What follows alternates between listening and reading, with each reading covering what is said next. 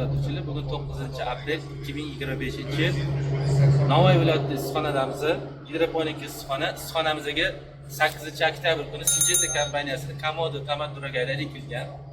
Bugungi kungi holatini ko'radigan bo'lsak, bitta palegini hisoblab ko'radigan bo'lsak, shu paleg chiqyapti desa, terilgan keslari bitta kes terib olingan, 2, 3, 4, 5 ta shoda terilgan. 5 ta shodasi 1, 2, 3, 4, 5, 6, 7, 8, 9 ta.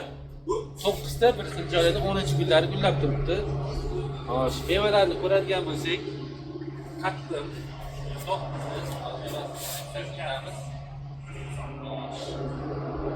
standart ham yaxshi. Issiqxonani bu yoq taraflarini ham ko'rsataylik. Hamma joy Komodo. Общий ko'radigan bo'lsak, hosillarni mana ko'radigan bo'lsak, hammasi zo'r mana. Shodalari. Meva ranglari ham juda ham a'lo darajada. Mana bu yoq ham tepali shodalarni ko'radigan bo'lsak, shodalari yaxshi. Kasalliklarga chidamli, stresslarga chidamli. Bu yoqlarni ham ko'raylik. Общий planda oladigan bo'lsak, hammasi juda ham chiroyli, a'lo darajada bo'lgan. Mana bir xilda hosil bergan. Sizlarga ham shu gibridlarni ekishlarni tavsiya berib qolamiz. Rahmat.